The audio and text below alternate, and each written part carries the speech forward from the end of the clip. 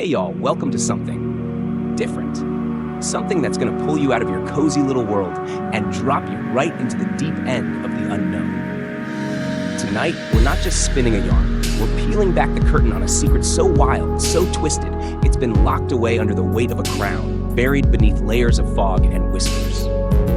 Picture this, Queen Elizabeth II. Yeah, the Queen, the one you've seen waving from balconies and sipping tea on TV, standing alone on a windswept hill in the Scottish Highlands, her silhouette swallowed by mist so thick you could cut it with a knife. Beside her bodyguard, a grizzled ex-soldier named Richard Griffin, is trembling. Not from the cold, but from something he can't explain, something he'll take to his grave swearing he saw. He's whispering about a UFO case, so dark, so downright freaky, it didn't just shake him to his core. It rewrote everything he thought he knew about the world. This isn't some cute little royal anecdote about corgis or fancy hats. No, this is a plunge into a night where the sky lit up with things that don't belong, where voices spoke without sound, where the ground itself seemed to hum with secrets older than the monarchy itself. They call it the darkest UFO case for a reason, folks. A story of crashed ships, shadowy beings that don't blink, and a cover-up so tight it stretches from the stone walls of Balmoral Castle to the cold, unreachable edges of the stars. I'm going to take you through every step of what Griffin claims he witnessed, layer by layer, moment by moment, and I'm tossing in some what-ifs so wild they'll have you staring at the ceiling tonight, wondering what's really out there. Stick with me for the next 40 minutes, because this isn't a quick bedtime story. It's a slow burn, a descent into a mystery that might just mean we're not as alone in this universe as we like to think. We're talking lights that move wrong, machines that don't break like they should, and a queen who might have known more than she ever let slip past that royal poker face. You ready to lose yourself in the shadows? Good. Buckle up, grab a drink, and let's step into the fog together. This one's gonna get real weird, real fast. All right, let's rewind the clock and set the stage, because this whole thing kicks off in a place and time you wouldn't expect anything wild to happen. It's late August, 1988. Think mullets, Walkmans, and the Cold War keeping everybody on edge. The world's a mess, sure, but up in the Scottish Highlands, it's a different story. Queen Elizabeth's holed up at Balmoral Castle, her private retreat tucked away in the middle of nowhere. Rolling green hills, misty air so thick you can taste it, and a quiet that settles into your bones. This is her sanctuary, her escape from the spotlight, where she can kick back with a cup of tea and let the world spin without her for a minute. Her bodyguard, Richard Griffin, is right there with her. Guy's a pro, ex-soldier, tough as nails, seen action in places most of us only read about. He's the kind of dude who doesn't flinch at much, paparazzi, protesters, whatever, he's got it handled. His job's simple, keep the queen safe, keep his eyes peeled, and don't ask too many questions. He's used to the routine, walks around the grounds, checking the perimeter, radio clipped to his belt like a lifeline. But this night's about to throw everything he knows out the window and into the wind. It's dusk, sun's dipping low, painting the sky a deep red that bleeds into the hills like spilled wine. The queen loves these evening strolls, gets her out of the castle, lets her breathe that crisp Highland air.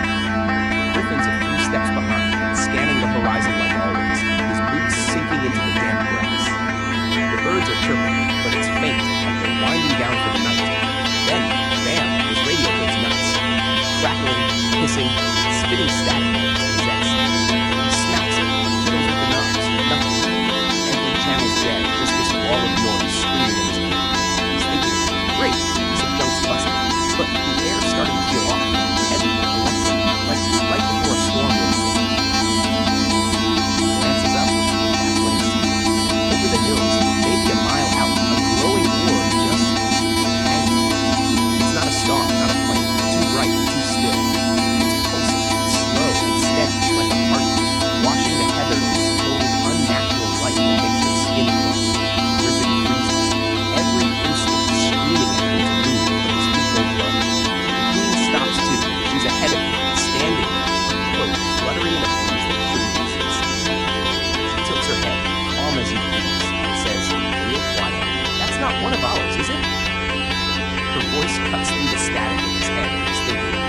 not one of ours. What the hell does that mean? She's not freaking out, not even a little. She's curious, like she's seen this kind of thing before and knows something he doesn't. That orb's just sitting there, floating, glowing, white with a hint of blue, like a flame that doesn't burn out. Griffin's guts telling him this ain't normal, ain't human, but he can't look away. The radio's still screeching, the birds have gone dead silent, and the air's so thick it's like breathing soup. He's trained for threats, guns, bombs, assassins. But this is something else, something that doesn't fit in the room. And the queen's standing there, cool as ice, like she's waiting for it to do something. What's she expecting? What's she seen that he hasn't? This is where the night flips upside down, folks. And we're just getting started.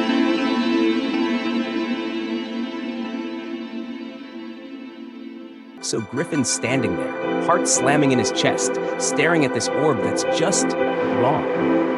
It's not moving like anything he's ever seen. No engine hum, no wings flapping, just this perfect silent stillness that makes his skin prickle.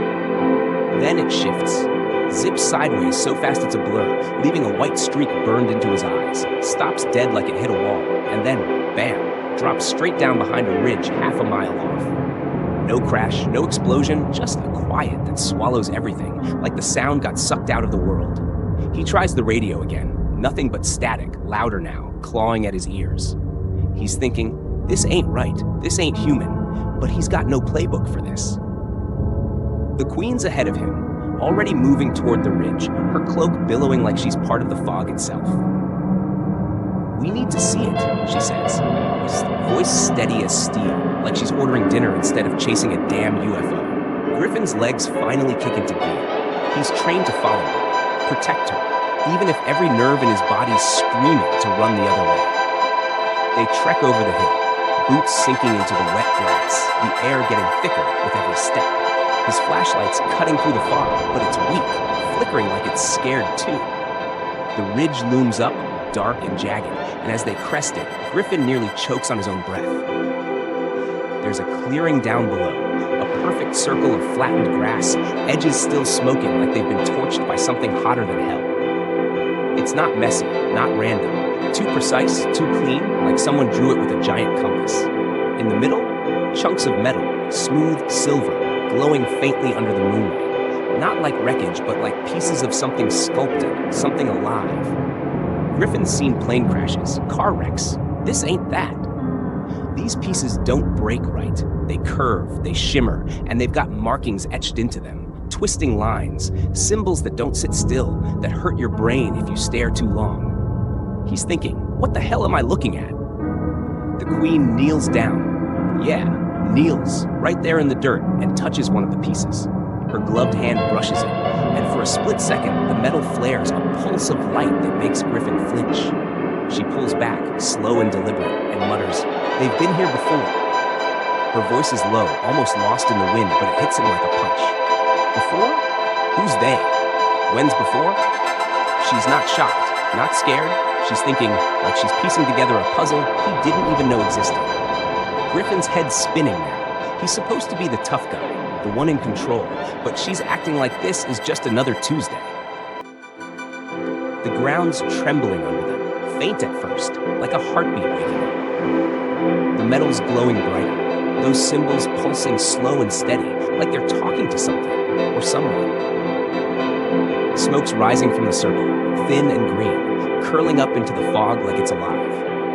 Griffin's flashlight's barely cutting through now, the beam bending weirdly around the wreckage, casting shadows that don't match anything he can see. The queen stands up, dusts off her gloves, and looks at him. Not with fear, but with something else, something old and heavy. "Keep your eyes open, Richard," she says, and he's wondering how she can be so damn calm when the world's falling apart around them. Okay, folks, this is where we crank the dial to 11 and dive headfirst into the weird stuff, the kind of sci-fi nightmare that sticks with you long after the lights go out. Griffin's standing there, flashlight in hand, trying to wrap his head around this glowing wreck that doesn't belong on Earth, or anywhere he knows. The queen's beside him, cool as ever, staring at those pulsing symbols like she's reading a book she's seen before. He sweeps his light across the clearing, trying to get a grip when it catches something. A shadow, low and hunched, slipping through the fog like oil on water. His gut drops. He swings the beam back, slow, praying it's just a trick of the light. It's not. There it is, a thing. 4 feet tall, skin like molten ash, gray and slick, catching the light in a way that makes it look wet. Its arms are too long, dangling almost to the ground, fingers thin as twigs, twitching faintly. The head, God, that head is bald, bulging, oversized, with eyes like black pits, deep and endless, swallowing the flashlight beam whole. It's not running, not hiding, it's watching, standing there in the fog, staring right at him. Griffin says it felt like a drill boring into his skull, a voice without words clawing at his brain. You're not ready. His knees buckle, but he can't look away. Those eyes hold him, pin him, like they're peeling his mind apart, layer by layer. The queen steps forward, steps toward it, her cloak brushing the grass, her shadow stretching long and dark over the creature. It doesn't flinch, doesn't blink, just tilts its head, slow and deliberate, eyes flashing once, a cold, hypnotic pulse. Griffin's thinking, what the hell is she doing? But she's locked in, staring it down like they've got history. The air cracks. A wave of pressure slams into him, knocking him back a step, his flashlight tumbling into the dirt. He hears her whisper, not this time, low and cold, like she's talking to an old rival she's beaten before. Not this time? What's that mean? How many times has this happened? The ground's shaking now, hard, like something's waking up beneath them. The creature raises a hand, those bony fingers spread wide, and the air warps, ripples rolling out, flattening the grass in a perfect circle around it. Griffin's head screaming, a buzz he can't shake, like 1,000 voices whispering at once, too fast to catch. The queen doesn't budge. Her shadow flickers, just for a second, like it's not all there, like something's bending the light around her. He blinks, thinking he's losing it, but the buzzing's louder, the shaking's worse, and those symbols on the wreckage are glowing brighter, green veins snaking through the metal like blood pumping through a heart. Then, chaos. Lights stab the sky, sharp and blinding. Black helicopters roar in, silent until they're right overhead. No markings, no sound of engines, just a low hum that rattles your teeth. Men in black suits drop down, fast and precise, faces hidden behind visors, weapons humming with blue energy that crackles in the fog. They swarm the creature. It doesn't fight, doesn't run, just stands there as they close in. One fires, a net of electric sparks explodes out, wrapping it tight, and it collapses, folding in on itself like a puppet with cut strings. White smoke pours from its body, thick and choking, curling up into the night. They bag it, fast, efficient, dragging it toward the chopper like it's nothing, like they've done this 100 times. Griffin's on his ass now, flashlight dead, staring as they work. One of the suits turns to him, visor reflecting the green glow from the wreckage, and hisses, "You saw nothing." Voice cold, mechanical, like it's not even human. He nods, too stunned to argue, but his eyes flick to the queen. She's still standing there, untouched, fog swirling around her like a cloak. The soldiers don't say a word to her, just salute, sharp and quick, then haul ass back to the choppers. What the hell? She's not just some bystander, they're deferring to her, like she's calling the shots. But it's not over. As the choppers lift off, the ground lurches, hard.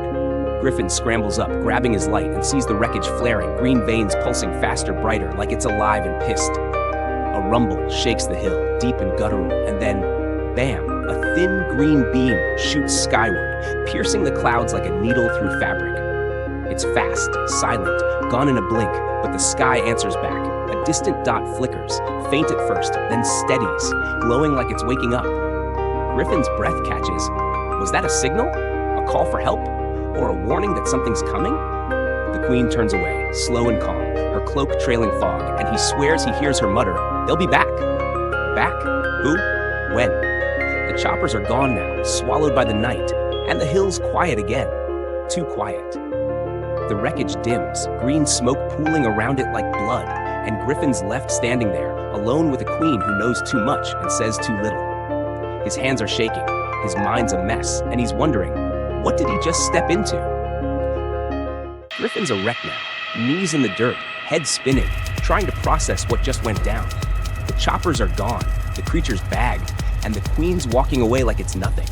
Her cloak dragging through the fog like she owns the damn night. He picks himself up, grabs his busted flashlight, and stumbles after her, but his mind's racing. Questions piling up faster than he can sort them. What was that thing? Why'd she know what to do? And why the hell did those suits salute her like she's their boss? He's got no answer. Just a pit in his stomach and a buzzing in his skull that won't quit. Wait, morning comes, and he's hauled into a debrief. Some sterile room in Balmoral, blinds shut tight, air thick with cigarette smoke. His bosses, MI6 types, all suits and stern faces, laid out cold. Meteorological event, end of story.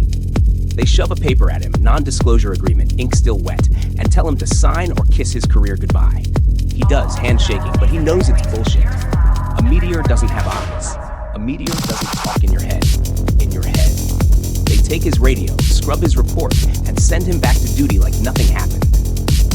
But Griffin's not the type to let it go. He's stubborn, curious, and now he's scared, because whatever he saw out there is bigger than him. Bigger than the Queen, maybe bigger than all of us. He starts digging, quietly, off the books. Talks to a clerk pal in London, gets a whisper about a file. Balmoral incident, 1988. Locked tight in an MI6 vault, stamped with the royal cipher. Her cipher, the Queen's mark. Why's her name on it? What's she got to hide? He can't get near it. Too classified, too guarded. But the rumors start trickling in, and they're wild. Locals around Balmoral saw stuff that night. Farmers waking up to empty fields, whole flocks of sheep gone. No tracks, no blood, just gone. One old guy, Hamish McTavish, swears he found bones near the crash site. Small, twisted, shimmering like metal. Not animal, not human.